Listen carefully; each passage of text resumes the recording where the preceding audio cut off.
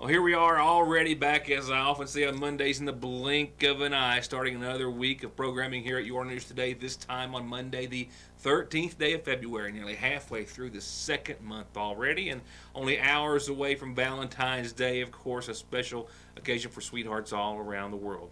On tonight's program, we'll talk about a weather forecast, which is going to be pretty sweet, I do believe.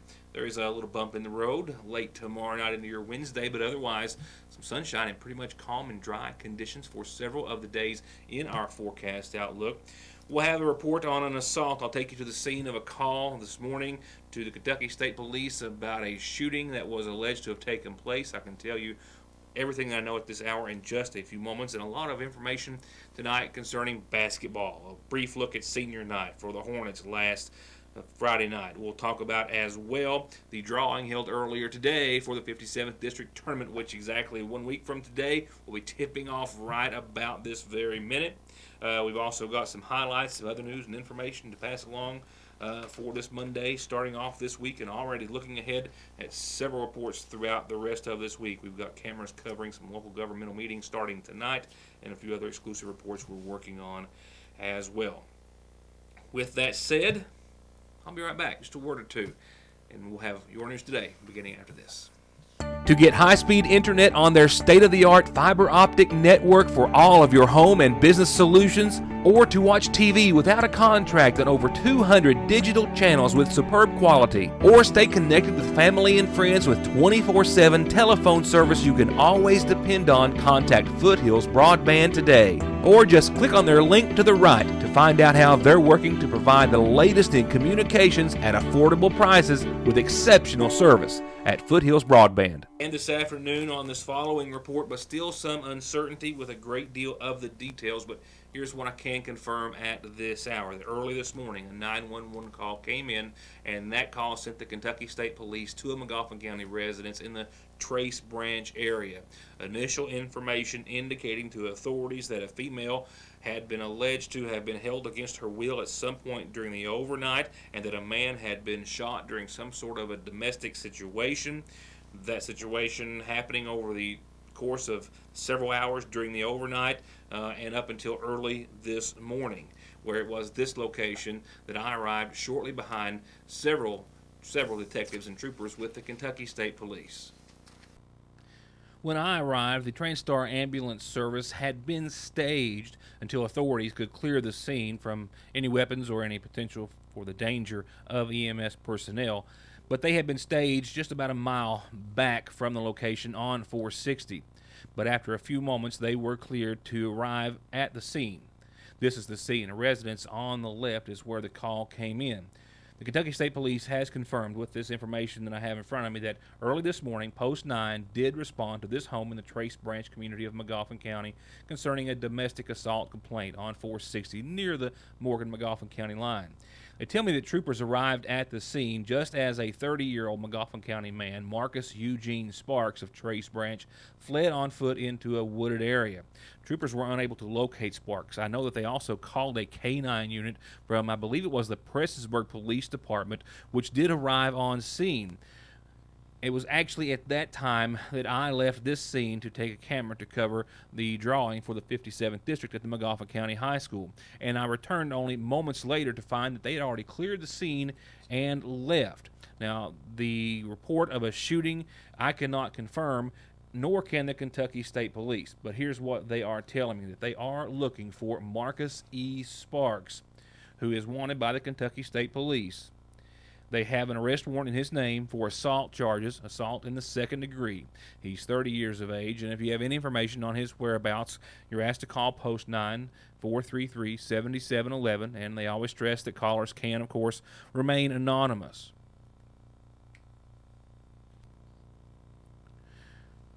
While there apparently was a female that was assaulted at this residence, that's all we know about her condition or anything else of that nature at this point. However, I did reach out to the Kentucky State Police to confirm that Sparks had been shot, as was the call to 911, but they say that they could not confirm that in fact evidence at the scene could not allow them to conclude that Sparks was actually shot or if indeed that a gun was fired at all.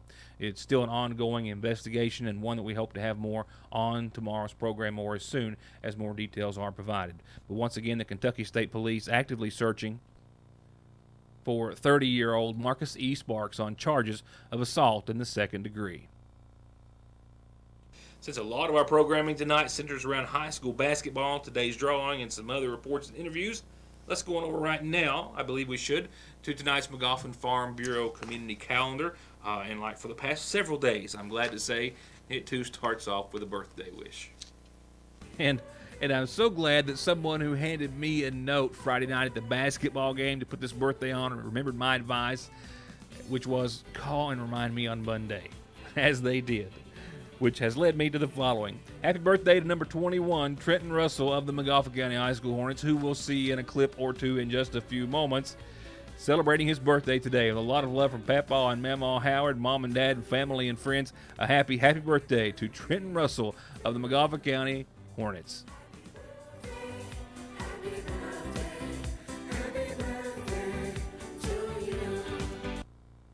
Just a couple of announcements from there. One real quickly. North Magoffin Elementary Site-Based Council, which was canceled, I believe it was last week that we were informed. They have now set a special session. This meeting has been set for tomorrow evening, 5 o'clock in the school's conference room. It's open to the public and everyone is welcome to attend. North Magoffin Site-Based special session tomorrow at 5. Magoffin County Substance Abuse Free Environment, SAFE Coalition for short, has their regular monthly meeting set for this Wednesday at 1 o'clock in the Magoffin County Health Department Community Education Room. Everyone is invited to attend this public meeting as well. And you're invited to use our calendar anytime you've got a special announcement for your church, group, or organization, or birthdays and anniversaries too. All you have to do is follow any of these steps to get it to me so I can tell everyone about it. Turning to funeral announcements, services were held yesterday in Sagersville for 66-year-old Kenneth Dingus, who passed away on the 10th. He is survived by his wife, Judith Conley Dingus, son Andrew Fletcher, and daughter Amanda Jerome. Once again, services held yesterday for Kenneth Dingus, 66, of Sagersville.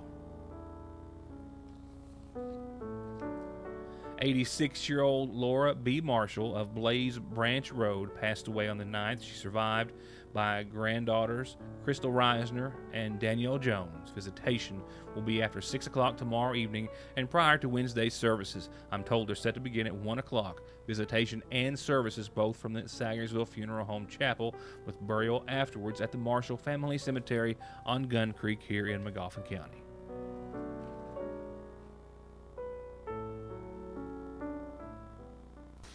A lot of sporting news to cover this evening. District tournament pairings have been set, schedules and more in just a few moments. We'll try to go through this, I guess, in chronological order as much as possible, beginning with Friday night's senior night ceremonies. As you may recall, I was in a hurry to get out and did just barely make it in time for Lacey's senior night ceremonies, as well as those honoring these other local young men and women.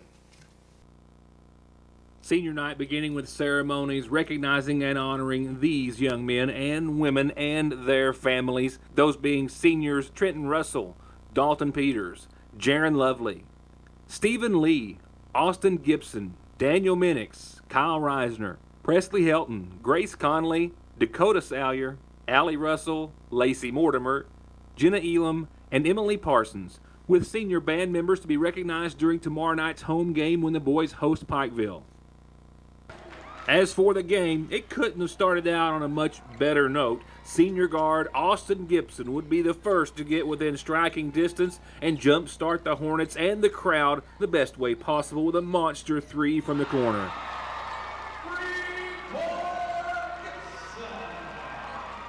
Just a part of a roll toward a 7-2 early lead for Magoffin County on their way to a 16-5 finish for the first quarter, as the Hornets went on to take out Prestonsburg for the second time during the regular season, and just as they did the first trip around, by a 20-point margin.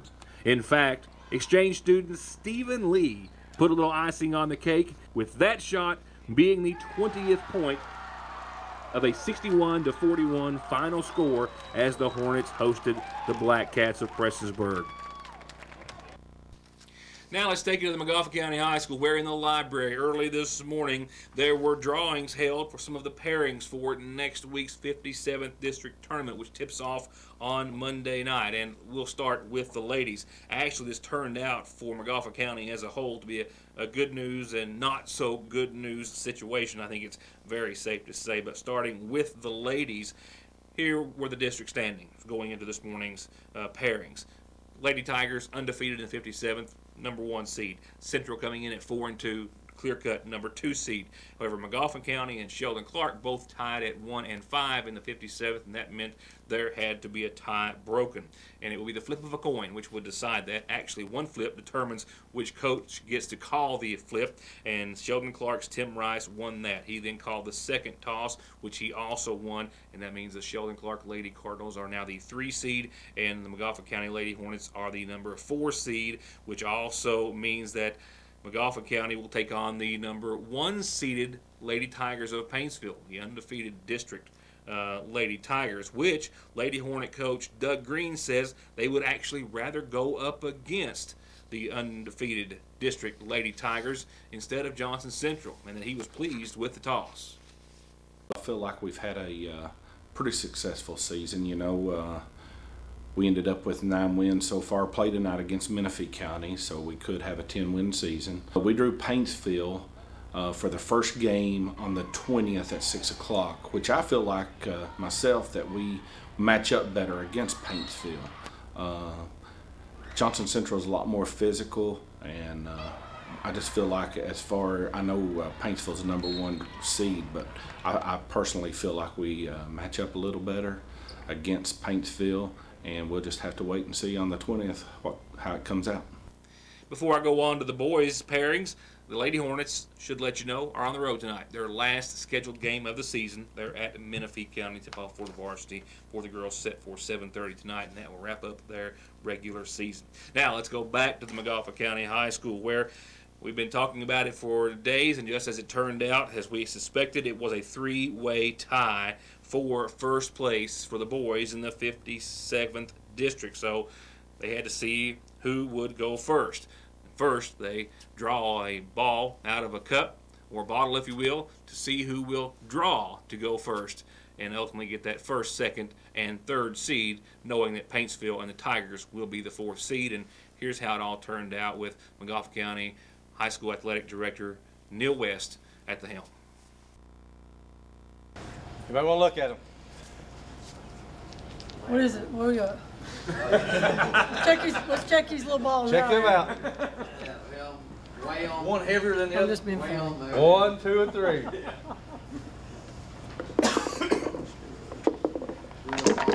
You can shake them up as you want to, too. He's had more in the freezer back there. Alphabetical order. Johnson Central will draw the first peel. Just to see who draws. This is see who draws. Just see who draws first. What'd you get? He's gonna get what he gets. He's gonna get in there and look. You got the 2. Robbie's got the 1. I got the one. Tommy's got the 3. Who draws first?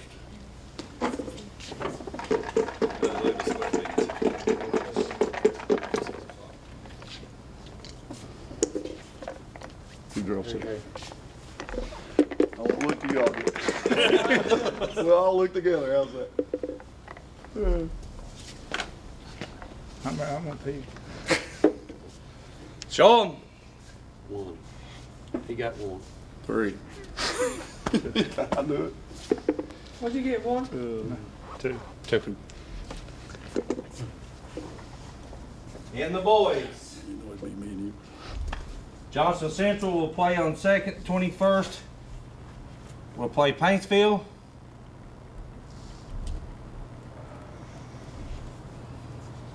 Montgomery County will play Sheldon Clark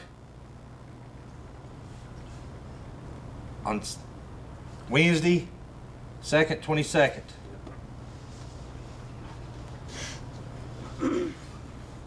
Johnson Central will be the 1 seed. The home team on the first night. McGoffin County will be the home team on the second night. So to break it down for your schedule for the tournament next week, Monday night will feature the 2 girls games. And in the game 1, you'll have 1-seeded Paintsville against the number 4 McGoffin County. That's 6 o'clock. The Lady Tigers and the Lady Hornets tipping off the 57th District Tournament here in McGoffin County, Monday night, 6 o'clock. Game 2, obviously you'll have the 2 and 3 seeds. Johnson Central High School versus Sheldon Clark in Game 2 at approximately 7:45. Later on this week, we'll be talking with everyone at the high school and some representatives about how the tournament it's going to work. They're trying to organize it with their new facility. It's going to be bigger, it's going to be better, but it's also going to be different. And we'll talk about that in and of itself before you head up to let you know everything you need to know pre-tournament. But right now, Monday's matchups are both ladies action, and that's Paintsville and McGoffin at 6, Johnson Central and Sheldon Clark at 7:45. And then on Tuesday, you've got one boys game starting off boys action, and that is number 1 seeded Johnson Central versus the Tigers of Paintsville, 4th seeded at 7 o'clock.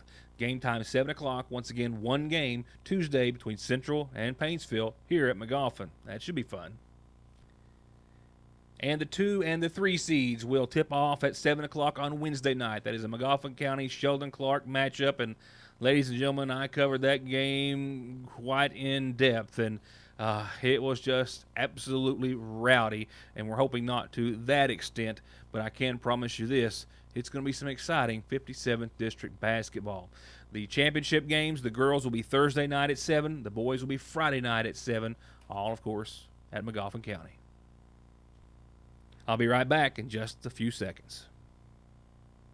For the boys, there's still some regular season play to go before next week's tournament, and it actually starts tomorrow night, their last home game of the season for the boys. They're hosting Pikeville, hoping to get even on Pikeville, which they fell short of at Pikeville back on January the 17th, as I brought some highlights back for you, 56-73 at that time.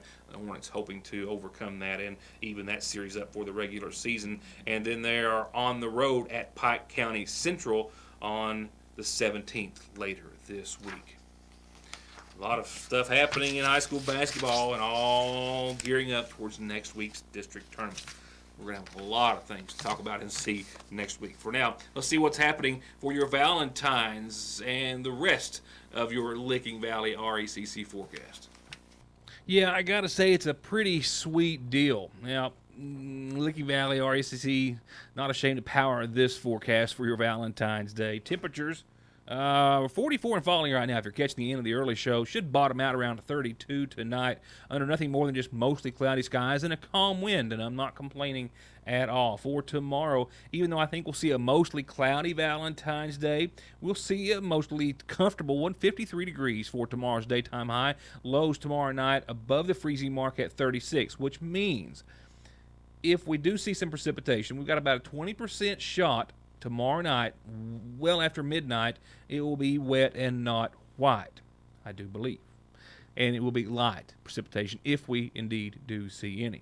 That carries into Wednesday morning, however. 36 degrees by the time Wednesday morning rolls around. Could be cold enough to see a few flakes or two if we deviate from that a degree or two to the south at 35, 34 degrees. Close to that, obviously. Might see a few flakes. It's going to be light, and really, we might just not even see any precipitation at all. And really, that's the only bump in the road for the forecast throughout the work week. Wednesday, albeit colder, but mostly sunny and 42 with nighttime lows around 26. And check that out. Thursday, 42, mostly sunny, 31 for lows. Friday, 58, mostly sunny, 40 that night, mostly clear. Saturday, 63 degrees as warm air makes a comeback. We'll see mostly sunny skies on your Saturday. Late Saturday night, a slight chance. I'm talking about a 20% chance of some showers, and maybe not even that much. And I think we'll see mostly sunny skies wrap up your weekend on Sunday with another 63-degree day. So, like I said, a pretty sweet run. I'm falling a bit short. I think I've got a few more minutes left time-wise, but I don't have everything ready to air. But we are working on some local governmental meetings, of which we have cameras at tonight, and some other exclusive news and information that I'll have beginning for you when we see you back here tomorrow night for more of your news today. For now, enjoy the rest of your Monday, and thanks for watching.